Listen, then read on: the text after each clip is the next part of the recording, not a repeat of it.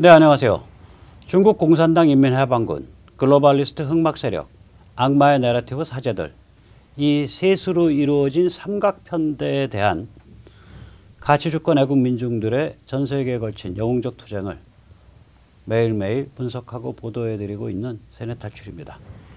오늘은 이 미국에 있는 이 글로벌리스트 흑막 세력과 이 중국이 어떤 관계를 맺었고 어떤 식으로 앞으로 상황이 전개될 건가에 대해서 좀 심층적인 이야기를 경기대학교 조성환 교수님을 모시고 나눠보도록 하겠습니다. 안녕하세요. 네, 안녕하세요. 먼저 자율구독료 부탁 말씀 잠깐 올리고 시작할게요. 네. 신한은행 140-012-108493주 백모 프로덕션입니다. 참으로 어려울 때인데도 변함없이 도와주셔서 백모 세뇌탈출 꾸준히 진행할 수 있습니다. 감사합니다. 지금 이제 바이든이 이 치매가 굉장히 심하거든요. 그렇죠. 예. 지금까지 이제 취임한 지 거의 2달 돼 가는데 한 번도 솔로 기자회견을 안 했죠. 예, 안 했죠. 그리고 며칠 전에 어디선가 얘기할 때 보니까 완전히 기가 다 빠져가지고 말 자체를 이어가지 못하는 걸 이제 영어로는 개프라 그러는데 그렇죠. 예. 굉장히 심각해요. 그렇죠. 그런데 저는 옆에 저희 이 마담 바이든이 애를 써도 안 되는 지금까지 그리고 이제 엊그저께 그 화면은 뭐 너무 식상해서 제가 세뇌탈출을 소개를 안 해드렸는데 하도 그런 게 많아서 거기는 이제 질 바이든이죠. 네, 부인이 없었어요. 없으니까 앞에 프롬프트가 돌아갈 텐데도 그거 자체를 못 읽고 말이 이런 식이에요. 저기요, 백모 세뇌탈출, 네, 세뇌탈출, 네, 시작하겠습니다. 이렇게요. 그러니까 음량 자체가 작아지죠. 네. 음량도 작고 극도의 불안감, 말이 이어지지도 않고 저거. 그런데 저는 이제 이 바이든의 치매를 보면서 저게 한 개인의 치매일 뿐만이 아니라 바이든이 이끌고 있는 그 진영 전체, 그렇죠. 예. 이 치매 상태 아니냐 이런 생각이 드는 거예요. 저게 뭐 어떤 경우에는 정신분열이나 뭐 환상 막 뒤집박죽이 돼서 네네. 지금 내 마음 갈 곳을 잃어 그런 것 같아. 이게 그 바이든이 이끌고 있는 그 진영, 미국 내 진영, 그러니까 중국을 빼고 나서 그걸 뭐라고 이름을 붙였으면 좋겠어요? 엔타이보스, 안티보스. 안티보스. 네, 네. 그러니까 그 안에는 이제 뭐가 포함되죠? 그러니까 뭐 제일 많이 뭐 크게 포괄하는 워싱턴 스웩프가 있고, 그게 뭐 정계 관료, 특히 이제 뭐 CIA나 DOJ나 이런 쪽에 그 조금 실질적인 정보나 힘이 있는 쪽, 그다음에 러비스트들도 상당히 중간에 그 매개 역할을 하고, 그다음 빅미디어, 그다음에 또 이제 그 미디어의 그 평론가들, 뭐 이런 사람들. 예, 그게 이제 워싱턴 스웩프라고 불리는 거죠. 그렇죠. 워싱턴 사람들. 그렇죠. 네네. 뭐 워싱턴 것들. 워싱턴 아메리칸 익스테이블리시먼트라고 얘기도 하고 예. 그런데 하여튼 워싱턴에 모여 있습니다, 그 사람들이. 네. 그다음에 두 번째로는 이제 사실 빅머니가 시작을 했는데 지금 빅머니가 빅텍에 의해서 머니가 이 확산되는, 재생산되는 일종의 막 글로벌 과도 체제를 이제 거의 지금 석권 행걸로 보이죠. 그러니까 그 사람들 빅머니, 글로벌 다이아몬드 숟가락들이죠. 네네. 그 다음에 이제 뭐 지식인 교수 이런 사람들이 매일매일 선전을 하고 하는데 악마 내러티브 사제들입니다, 일종의. 네, 악마스러운 소리를 막 엿갈기는 자들. 그리고 정치 세력으로서 옛날에는 뭐 거의 존재가 없었거나 미미했는데 극좌 세력들이 전부 소위 민주당 그 리버럴리스트 좀 온건한 쪽을 다 지금 구축을 하고 아주 그냥 여름에서 장악해 들어오고 있어요. 여름날 독초같이 그냥 다 석권을 해버리고 있습니다. 네, 그러니까 다시 말하자면 미국의 저쪽 진영의 그 지형을 살펴보면 워싱턴 기득권 세력이 한 무더기. 그 안에 이제 정치인, 관료, 러비스트, 언론, 빅미디어, 평론가, 워싱턴 것들이 한 무더기. 그렇죠. 그 다음에 이제 빅텍과 빅머니, 거기가 이제 글로벌 이제 다이아몬드 숟가락 들은 집단. 그렇죠. 거기가 한 무더기. 그 다음에 이제 배운 게 그거라서 그런지 몰라도 악마의 내러티브, 뭐 무한 해체, 죄책감, PC 분노를 막 선전선동을 하는 이 지식인 예. 그리고 그것을 실천으로 옮기고 있는 극좌 세력. 예. 그게 한 무더기. 네, 그렇죠. 그러면 이 세 무더기가 좀 더 자기들 관점이 다 다르거든요. 사실 이해관계가. 그렇죠. 예. 워싱턴의 기득권 세력은 자기 커리어 그리고 따뜻한 호주머니이고 그렇죠. 그 다음에 이 글로벌 다이아몬드 숟가락은 주권국가 약화시키고 자기들이 이 전체 지구를 주물락주물락했으면 좋겠다라는 아주 야심이고. 글로벌 옥토퍼스죠. 그다음에 이제 악마의 내러티브 사제들하고 극좌 세력은 이제 머리가 들떠가지고 이제 겁대가리 없이 날뛰는 자들이고. 그렇죠. 이게 각각 좀 컬러가 다른데 이 컬러가 다르기 때문에 이 자들을 엮어가지고 이걸 뭐라고 부를 거냐 이거지. 또 아까 얘기했던 안티보스 즉 주권이나 이런 가치나 이런 부분이 굉장히 불편하고 그거를 일종의 해체하고 와해시키는 그런 안티보스 세력이죠. 그리고 어떤 우리가 이제 그 정체성을 규정을 할 때 예. 안티로 규정하면 지고 들어가는 싸움이거든요. 그렇죠. 그러니까 너 뭐야? 나 반공입니다. 예. 그럼 지고 들어가요. 그렇죠. 그러니까 정체성은 반공은 그냥 바닥에 깔리는 거고 그렇죠. 예. 그 위에 당신이 적극적으로 옹호하는 가치는 뭐야? 거기까지 가야 되는 거거든요. 그렇죠. 이게. 우리 선배 세대들은 목숨을 내놓고 싸우셨기 때문에 6.25 때 그분들한테는 반공 자체로 정체성이 주어지고 그걸로 정체성을 주장하실 자격이 있어요. 그렇죠. 예. 근데 6.25 때 총 들고 싸우지 않은 사람들은 그렇죠. 반공은 바닥에 깔고 예. 내가 모시는 가치와 원칙이 뭐다를 규정해야 돼요. 그렇죠. 그리고 국가적으로 사회적으로 뭘 어떤 제도나 어떤 시스템을 만들 것인가. 그래서 주로 소극적인 의미의 안티가 아니라 관점에 의해서 만들어지고 공유 가능한 어떤 적극적인 아이덴티티 그렇죠. 가치를 만들어야죠. 예. 그런데 그럼에도 불구하고 이자들을 그런 종류의 적극적 정체성이 규정이 안 되는 거예요. 이자들이 그냥 보스에 반대한다, 트럼프에 반대한다는 거 외에는 마가에 반대한다, 아메리카 퍼스트에 반대한다는 거 외에는 정체성이 주어지질 않아요. 그래서 그냥 우리가 안티 보스, 밸류 오리엔티드. 사실 사람들도 그런다고 해서 뭐 나는 지구의 마왕이다. 나는 과도지의 금권 주인이니까 꼼짝 마라. 이러지도 못해요. 그렇죠. 그러니까 참 희한한 경우인데 그러면 이 안티 보스 세력, 안티 보스 세력이 지금 바이든이 치매가 걸렸듯이 완전히 지금 방향 감각을 상실하고 내부 통일성이 붕괴한 것 같은데 그거랑 관계된 최근에 아주 극적인 사건이 이번에 네바다에서 있었죠. 아주 놀라운 사건이에요. 네네. 무슨 이야기냐면은 네바다에서 민주당 지도부를 선출을 하는데 그 DSA 데모크라틱 소셜리스트 얼라이언스 오브 아메리칸가 얼라이언스가 그래요. 그러니까 미국 민주사회주의자 동맹. 극좌 세력이죠. 그게 민주당 당뇨 그다음에 전략 컨설턴트 그 전에 이제 그 민주당 운영했던 그 사람들 다 해고를 시켜버렸습니다. 네, 그러니까 DSA가 민주당 선출, 그러니까 네바다주 민주당 그 지도부 선출 대회에서 100% DSA가 돼버렸어요. 그렇죠. 그러니까 DSA들이 민주당을 딱 틀어준 다음에 다 쫓아내버린 거예요. 기존 민주당 당뇨들하고 그게 그 웃긴 게 뭐 프랑스 공산당이 굉장히 옛날에 셌지 않습니까? 아주 한 30% 정도까지 지지를 갈 때까지 최대. 네, 그리고 극좌였지. 리버라티옹 신문은 리버라티옹 해방이라는 신문. 그다음에 굉장히 밀리턴트하고 그다음에 이 신디칼리즘, 이 조합주의를 완전히 그냥 좌지우지할 뿐만 아니라 가장 파괴적으로 리드를 했는데 이게 이제 영국에 대처 나오고 이러면서 분위기가 바뀌면서 슬슬 와해가 되고 한 5% 10% 미만으로 쪼그라들었다가 지금은 거의 이름조차 지금 제대로 가지지를 못해요. 리더들도 없고. 예. 그래서 아까 이제 우리 조 교수님이 이제 편하게 그냥 신디칼리즘이라고 표현하셨는데 우리 제가 우리 시청자님들 위해서 좀 설명을 드릴게요. 네. 우리말로 번역하면 혁명적 조합주의고요. 네.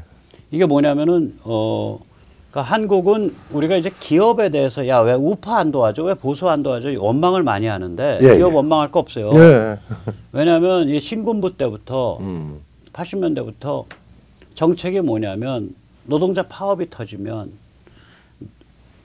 회사 안에서 망가뜨리던 말던 그건 오케이. 회사 정문 나오지 마. 그게 공안 정책이에요. 그렇죠. 예. 그런데 이 선진국에서는 파업이 터지면 회사 밖에서 해야지 네. 회사 안에 들어가서 주저앉으면은 경찰이 들어가서 총으로 쏴서 체포하고 끌어내요. 그렇죠. 그러니까 파업은 노동자의 자유지만 회사는 사용자의 것이기 때문에 회사 안을 점거할 수 없다요. 점거하거나 기물을 파손을 하거나. 예, 그러면 바로 공권력 투입해요. 밟아버려요. 그다음에 이제 이 프랑스까지도 네. 대체 노동력이 허용이 돼 있습니다. 대체 노동력 허용한다고. 근데 우리나라는 이게 아주 예, 자유당 시대 때 그게 만들어졌는데 대한민국은 어떻게 그게 좀 잘못돼 가지고 파업에 대해서 뭐 밖에 나가서 하든 안에서 뭐 하든 간에 이 작업이 중단이 되면 그걸 갖다 계속 지속할 수 있는 대체 노동력을 대한민국은 파기를 못하게 돼 있어요. 예, 그러니까 기간 산업이나 뭐 이런 게 아니면 못해요. 예, 그러니까 이제 외국 그 영화 보지만 피켓 라인이라는 게 형성이 돼요. 파업을 하면 피켓 라인이 뭐냐면은 회사 정문에 파업 노동자들이 줄을 쫙 서. 그래가지고 그 출근하는 노동자들이 있을 거 아니에요. 예를 들어서 내가 지금 이달 월급 못 받으면 거기는 파업하고 나서 월급 못 받으니까 못 받으면 당장 생활이 안 되는 사람은 출근한단 말이에요. 그 사람들한테 이제 계란 던지고 썩은 토마토 던지고 그게 피켓 라인이야. 이 배신자들하고. 그게 이제 그 프랑스 68 혁명 때 예. 마지막까지 스탈린주의자로 있었던 사르트르가 예. 그 전에 사실은 공장 점거 파견을 못했거든요. 그런데 예. 프랑스의 제1 그때 그 당시에 자동차 회사인 르노 공장을 점거를 해서 와장창 다 부숩니다. 사르트르가 이끌고. 그다음에 그 미친놈이. 그다음에 이제 프랑스 권위, 프랑스 어떤 그 권위 상징이라는 소르본 대학을 다 점거를 해서 소르본 대학 길을 끌어내려요.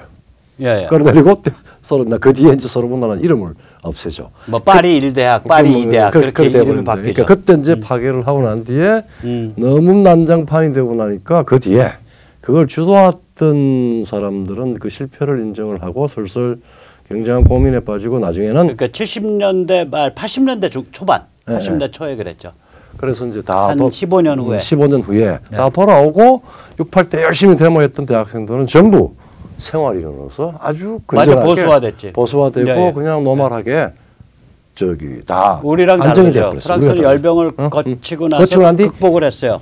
안정화가 됐죠. 자, 그래 아까 다시 얘기를 들어서 혁명적 조합주의라는 건 뭐냐? 이런 상황임에도 불구하고 파업을 공장 점거 농성으로 하자는 게 혁명적 조합주의예요. 그러면은 유혈 사태가 벌어지잖아. 그렇죠. 그러니까 노동조합 운동이 혁명 운동이다야. 그렇죠. 단지 그때 노동조합 운동은 점거 파업이다 이거예요. 그렇죠. 그게 이제 신디칼리즘이라고 불리는 혁명적 조합주의인데 이게 정통 공산주의랑 다른 거는 공산주의는 노동조합은 껍데기로 봐요. 그렇죠. 지하 당이 핵심인데 그렇죠. 혁명적 조합주의에서는 노동조합을 핵심으로 봐요.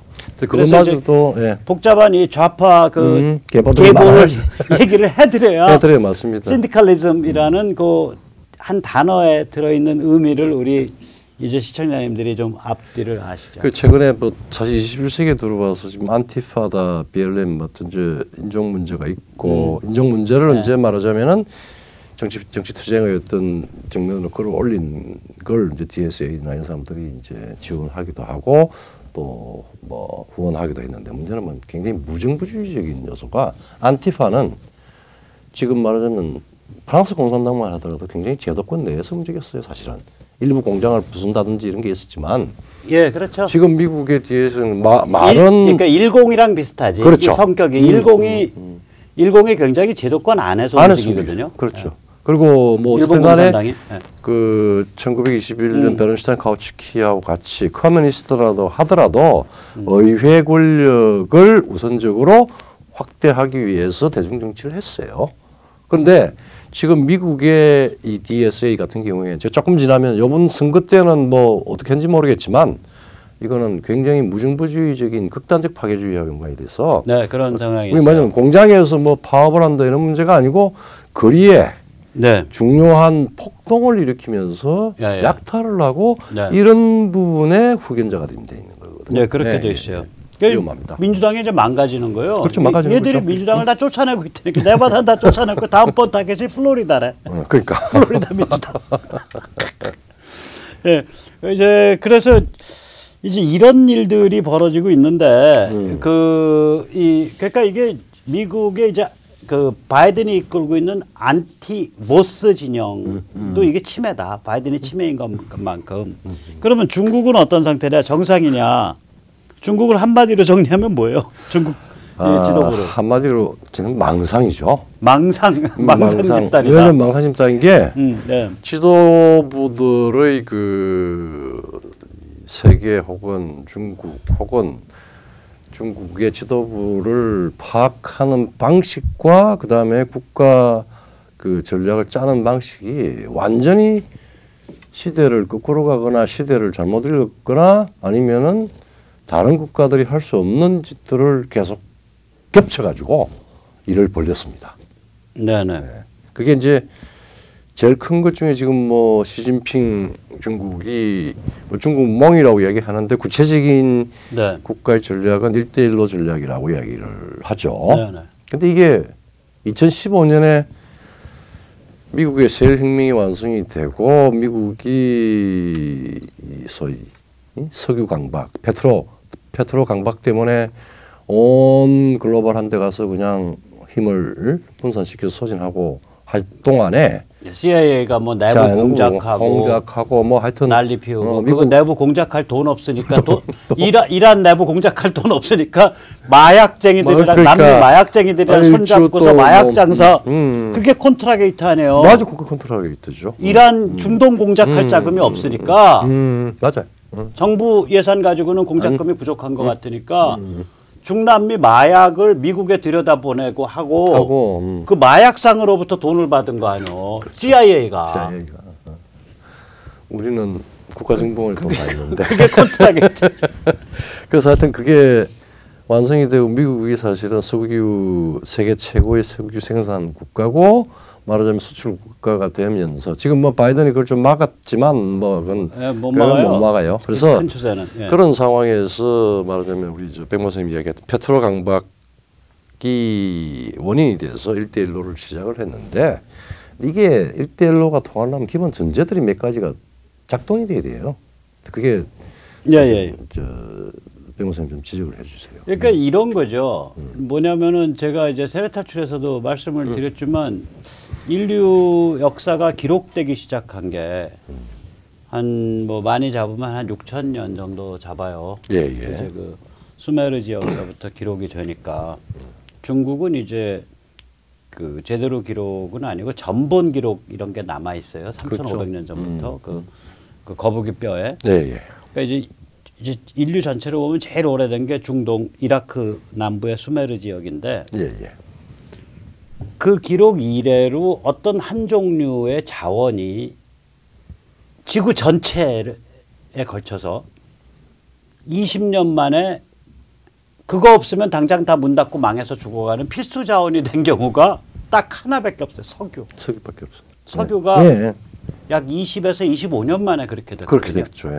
그러니까 1945년 정도까지만 해도요. 2차 세계대전 말까지만 해도 석유가 그런 자원이 아니었어요. 뭐 석탄이 뭐 석유를 그냥 자동차 가는데 떼는 기름 정도지. 그럼 자동차 안 벌겠다 하면은 석유는 없어도 돼.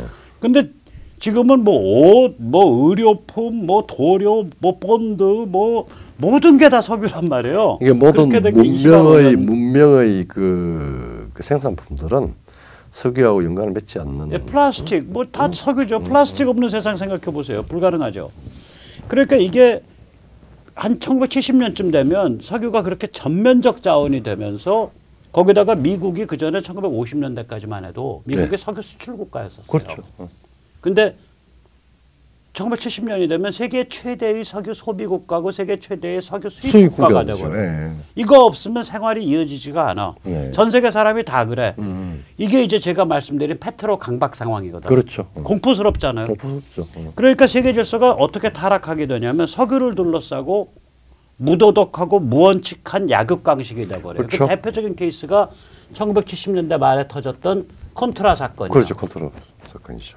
그 대표적인 케이스가 뒷구멍으로 마약으로 마약 팔아서 돈 자국에 자국 그렇죠. 미국에 중남미 마약을 그때가 이제 코케인이 뜰 때예요. 처음으로. 그렇죠. 네. 마약은 그 전에는 마리화나밖에 없었어요. 그렇죠. 코케인이 뜰 때인데 자국에 중남미 코케인을 집어넣고 마약사한테 돈을 받아서 그 돈으로 중동 공작금, 니카라구아 공작금을 맞아요. 산드니스트하고 소련하고 미국하고 걸려가지고 참 그때 네. 우리 저 CIA가 대학생 때 그러니까 이게 타임지에 거의 뭐 한 반원 니카라구아 공작 그런 게 나왔죠. 네. 네. 그러니까 이거는 완전히 무도덕하고 무원칙한 약육강식이잖아요. 그렇죠. 근데 그 저거가 누구냐? 미국이야. 그 주역이. 이 무도덕과 무원칙한 네. 세계 질서. 아니 그 저기 아들 부시요. 네. 얼마나 얄밉게 얘기하는 줄 알아요? 딱 연설하면서 지금 이라크 들어가서 말이죠. 우리가 지금 뭐 WMD 저기 그 대량 파괴 무기 찾으려고 들어갔는데 안 나왔어요. 그러면서 씩 웃으면서 하지만 그 어딘가 있어야 됩니다. 있어야 됩니다. 어쩌면 이 연단 밑에 있을지 모릅니다. 그러니까 사람들이 딱 묻고 박수치고 미군이 그 이후로 몇 명이 죽어나갔어. 그러니까 돈이 몇 조 달러가 깨졌어요. 이 정도로 타락한 거예요. 이게 이 석유와 중동을 모시고서 그걸 중심으로 사니까 거기에 이제 온갖 음모자들, 계략가들, 한탕 해먹으려는 놈들, 오일머니 다루는 놈들 세계 질서 이렇게 망가지니까 중국 입장에서는 야 어차피 세계 질서는 원칙과 도덕 아무것도 없어 석유 중심으로 약육강식하는 데야. 그렇죠. 예. 중국은 그렇게 해석하는 거죠. 그러니까 그러면은 중국 쪽에서는 야 미국이 저렇게 뭐 군사를 이기고 세계 도처에서 왔다 갔다 하는 건 결국은 쟤들도 석유 강박에 의해서 무연칙, 무도덕, 약육강식으로 들어가고 구조적으로 봐서 가장 취약한 놈이네. 그렇죠. 그런 판단이 되죠. 구조적으로 제일 취약한 게 왜냐? 미국이 제일 많이 석유 수입하니까. 그렇죠. 네. 너야말로 뭐 껍데기뿐인 제국 아니야. 소비하죠. 그다음에 역사적으로 축적된 인게이지먼트가 있단 말이에요. 그러니까 이제 그러니까 중국 입장에서는 딱 이제 통박을 이렇게 잡은 거죠. 야 일로 일대 펴갖고 해상 육상 루트 정확하고 세계 제일 많이 석유 많이 묻혔다는 베네수엘라, 또 미국이랑 척지고 있는 이란, 또 미국이랑 관계가 나쁜 러시아 이런 산유국들하고 중국이 딱 결합을 하면 그쵸. 특히 이란과 베네수엘라 딱 결합하면 이거 미국 잡아뜨릴 수 있네 이렇게 생각하는 그쵸. 거예요. 이게 일로 일대라고. 자 그런데 시진핑의 IQ가 2자리야. 아니 교육을 항상 그 저기 뭐야 연안 공산당이 마지막 가서 서바이벌 해서 결국은 했듯이 이게 그 산시성에 네, 섬서성에 들어가서 6년 반을 하방을 하면서 뭐 읽은 거라고나 아마 마오쩌둥 전집 정도만 읽었을 겁니다. 네, 그러니까 제가 말씀드리고자 하는 건 뭐냐면 이 망상을 처음에 저는 이제 일단 그럴 수 있어. 그 근거가 있는 망상이야 라고 인정을 하고 시작하는 거예요. 근데 그렇죠. 상황이 언제 확 바뀌냐. 15년. 2015년이면 이게 셰일을 이제 그 추출하는 기술이 점점 진화를 해서 2015년에 그렇죠. 딱 되면 셰일 추출 기술이 세계 최강의 유정. 그러니까 전통적 유정 생산 비용을 따라간다. 그렇죠. 라는 게 증명이 돼버려요. 그리고 미국이 셰일 가지고 한 1-200년 뭐 푸지게 쓴다. 그리고 200-300년. 그 부산물인 LNG 가스를 넣으면은 그러니까 이게 이제 이게 자, 2015년에 그러면 이거는 이렇게 기술 가고 있다. 2014년이면 이미 결론 나오는 거야. 그렇죠. 그럼 일로 일대의 근본이 깨져버린 거예요. 그때. 그렇죠. 그럼 그때 딱 백기 들고 우리 이제 착해질게요. 그리고 내부 쫙 개혁하고 이렇게 갔어야 되는데 오히려 일로 일대 더 밀고 나갔잖아요. 그 제가 개인 이야기를 좀 저도 굉장히 용감한데 이제 그 이후로 나는 중국을 못 갈 거예요. 요새 이것도 하고 우리 저 못 가. 가면 죽어. 15년에 연말 16년 초는 그래도 한국에 몇 안 되는 아주 핵심 전문가로 중국이나 동아시아 쪽 인민대학 뭐 이런 팀들이 하는 저기 국제문제연구소 팀들이 소위 말 중국의 브레인들하고 브레인 에이스들이 하는 회의에 초대를 됐어요. 베이징에서 베이징에서. 그땐 잘 나갔네. 잘 나갔죠. 왜냐하면 어쨌든 뭐 이런 정도로 지금 내가 크리티컬하게 이야기를 할 건 아니에요. 근데 이제 딴 건 아니고 그때 이제 1대1로에 그게 대한 2015년형이에요? 15년 말 16년 초에. 16년 초. 근데 그때만 해도 이제 가장 1대1로에 대해서 왕성하게 시진핑과 학자들, 기업들한테 이제 말하자면 학자들한테는 돈 주고 기업들한테는 이제 말하자면은 저기 금융 주고 이렇게 해서 이제 1대1로의 구도를 시작하는 시기였어요. 근데 회의를 하면서 나는 진짜 쿨하게 지금 중국이 1대1로를 해야 될 이유가 석유. 그때 내가 셰일 이야기를 했습니다. 미국에서 셰일 혁명이 완성돼서 셰일 기름이 나오고 뭐 이제 가스까지도 이제 전혀 말하자면은 에너지 기반 혹은 페트롤이라고 하는 현대 문명의 가장 중요한 기반이 바뀌는데 석유 페트로 라인을 구축하기 위해서 1대1로를 하는 게 첫 번째 이유인 것 같고 그 다음에 두 번째가 이제 말하자면은 영향력 확대라고 하는 것 같이 보이는데 내가 보기에는 중국은 지금 중진국 신드롬에 들어가서 상당한 시간을 가지고 연안 지역을 얼마나 안정되게 연착륙을 시키느냐가 가장 중요한 시진핑 주석의 국가 책무인 것 같은데 거꾸로 가는 것 같아. 그 다음에 두 번째 그럴 것 같으면 1대1로 뭐 오케이 뭐 말은 그렇게 해놨으니까 1대1로를 정확히 하려고 그러는데 지금 필요한 거는 연안 지역을 훨씬 더 안정화시킨다 그러면 태평양으로 나와야 되는 거 아닌가? 그러면은 남북한 문제에 대해서 평양을 저 부담스러운 동맹으로 난리치지 말고 지금 뭐 그 핵 실험 같은 거 하지 말고 그거 눈 감지 말고 한반도를 중국과 미국이 어느 정도 협의를 하면은 이 남북한 분단 구도를 상당한 부분은 정리를 할 수 있는 힘이 있을 것 같은데 1대1로의 축을 시안에서 중앙아시아로 가고 그 다음에 이쪽 인도양으로 가지 말고 태평양으로 한번 가봐라.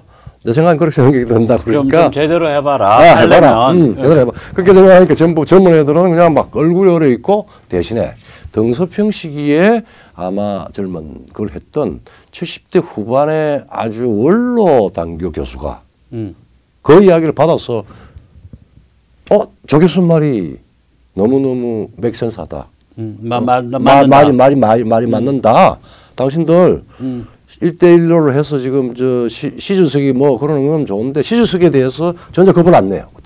그러면서 젊은 사람들이 제대로 시주석한테 이 보고를 해서 이런 시각들을 가지고 논쟁을 좀 해서 이걸 좀 빨리 틀지 않으면은 굉장히 우리가 어려움에 처할 수 있다라고 하는 걸 70대 원로가 얘기를 하더라고요. 2015년 말.